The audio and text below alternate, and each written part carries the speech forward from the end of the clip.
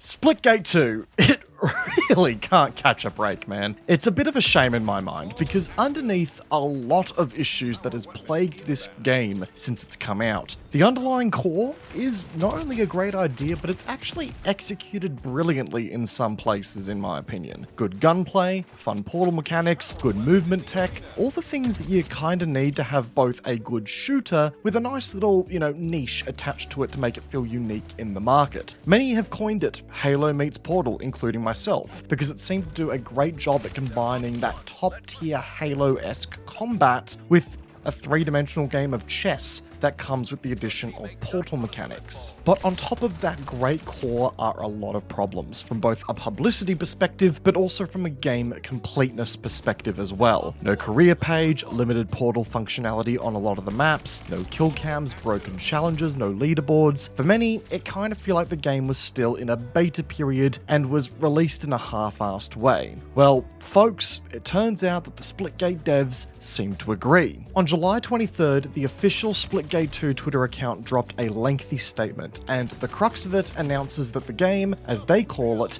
is going back into beta. It starts off by reading as follows. To the Splitgate community, we believe in Splitgate 2. This game means everything to us. It's been our life for almost 10 years, starting in our dorm room, and we're more committed than ever to delivering the experience you deserve. We've heard your feedback, and we agree with you. We launched too early. We had ambitious goals with Splitgate 2, and in our excitement to share it with you, we bit off more than we could chew. We rushed certain features, made some boneheaded mistakes, and most importantly, we didn't give you the polished, portal-filled mayhem you fell in love with. So, we're going back to beta. We'll be heads down until early next year, rebuilding major parts of the game to capture the spirit of what made Splitgate special. That means reworking progression from the ground up, adding more portals to our maps, simplifying monetization, refocusing on classic game modes you've been asking for, and more, which we'll share soon. And that's just the start of this lengthy post, but already it's also quite a pointed statement. We are going back to beta. I'll be honest, in all of my years of creating content, let alone gaming, I don't think I've ever heard a developer openly announce and self-disclose that they are taking their game, quote-unquote, back to beta after it's been released. I mean, thank God this game didn't require an upfront purchase to get into it, because I imagine that we'd be seeing a similar situation to that of Cyberpunk 2077, where the PlayStation Store, for example, would have to start offering mass refunds in light of this news. But anyways, yeah, this is basically saying that Splitgate is going from a fully released product to actually, no, this is well and truly a work in progress product that we aren't happy in calling our 1.0. Which, on one hand, I do admire the developers for recognizing and making an effort to address it, but it also kind of sets a bit of a dangerous precedent to me that needs some attention as well. More on that in a second. As a BattleBit Remastered refugee, at the moment, dare I say that this is almost a little deja vu. A game releases to a certain extent, only to drop off the face of the earth to do a massive groundbreaking overhaul. Yeah, it hits a bit close to home if I'm being honest. Anyway, the post goes on to state, rebuilding the core experience isn't a quick fix, it's a long-term commitment. To give ourselves the time to build the Splitgate you deserve, we've made the incredibly difficult decision to reduce certain roles and shift our resources to focus on this rework. This is heartbreaking. These are our teammates and our friends, and they have helped build what we have today. They're receiving severance and job replacement support, and we're committed to doing everything we can to help them through this transition. We hope to bring them back when we can. In an effort to retain as many team members as possible, we're also going to be shutting down OG Splitgate servers in a month. While we'd love to keep the servers online indefinitely, it's cost us hundreds of thousands of dollars over the past couple of years, and we have to prioritize our team.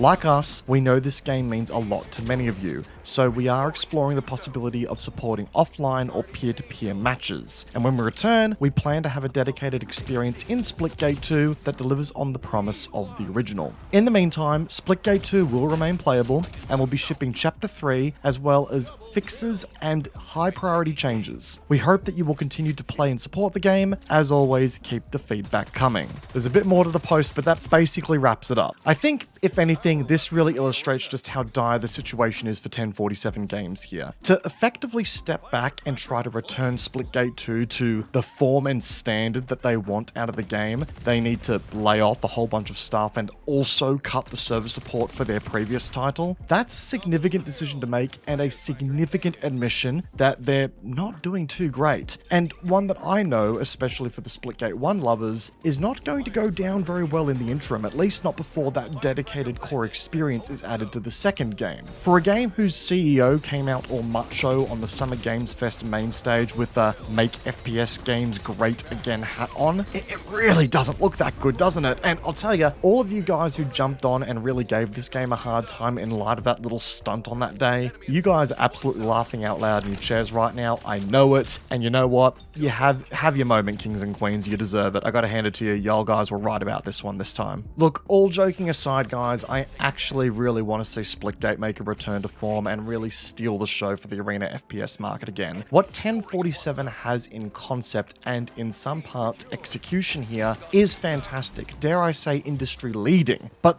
the fumbles up to this point, including the microtransactions, the hat, the apology that landed tone deaf with the community around the microtransactions, the focus on Battle Royale, and the lack of features on launch has clouded the greatness that could have been this game so badly. It is stupidly clear that 1047 need to not only use this time to get their game back on track, but also kinda sharpen up a bit, you know? They aren't some garage band level game developer anymore. They have appeared on a major game stage and are now playing with the big boys. It's time to start acting a bit more like it and uplifting their conduct, I think. A Splitgate 2 that plays to the best of its ability and realizes its true vision is one that I desperately want to see. And this is well and truly the last chance for 1047 to do what is right by its community and cement itself in the space, even if it's just a niche little shooter on the market that plays host to a, small yet dedicated community. I'd still welcome that. But as I mentioned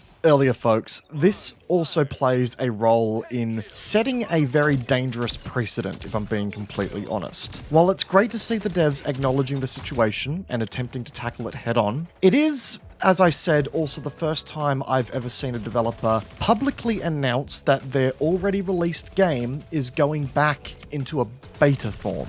I personally didn't think you could really do that, especially when your product is out in the wild and generating you revenue, whether that be through the upfront purchase to gain access or through microtransactions within the game. I mean, back in the day, when games would release on physical media, that was it. That was your 1.0 release. Sure, you could patch it, you could make updates, especially as internet connectivity continued to grow, but the game was judged on its merit then and there.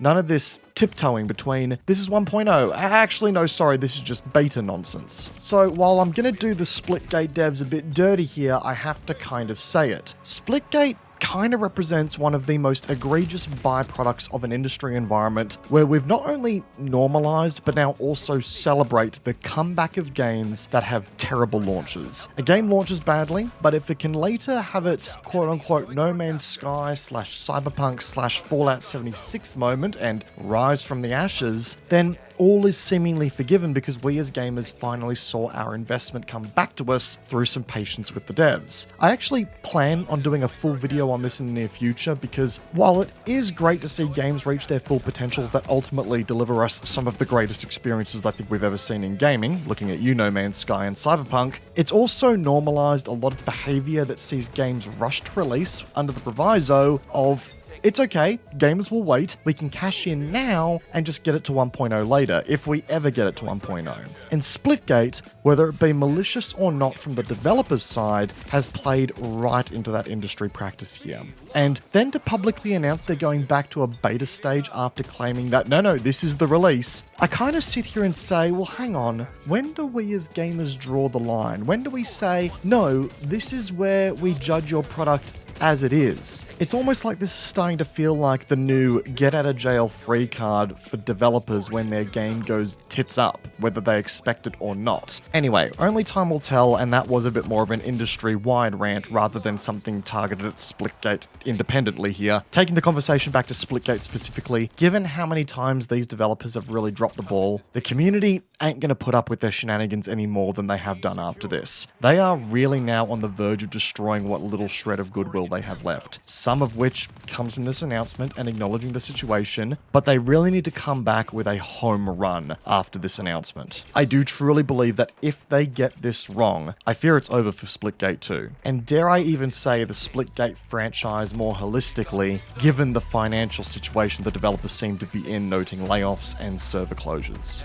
Anyway, folks, that was a little tidbit of news that I really wanted to talk about, which turned out being a bit of a catalyst for an industry-wide chat here today. So let me know in the comment section down below your thoughts around this Splitgate 2 news. Do you think the developers are doing the right thing? Do you think this is dirty practice? Do you think the game should just die? Keen to hear your thoughts down below. Be sure to like the video if you enjoyed any aspect of it whatsoever, or dislike it. I don't care. If you guys have feedback, let me know as well. And be sure to get subscribed for more first-person shooter content coming up in the very near future. Once again, guys, I hope you enjoyed today's video. Peace out, and I will see you guys all in the next one. Take care, guys. Have a good one.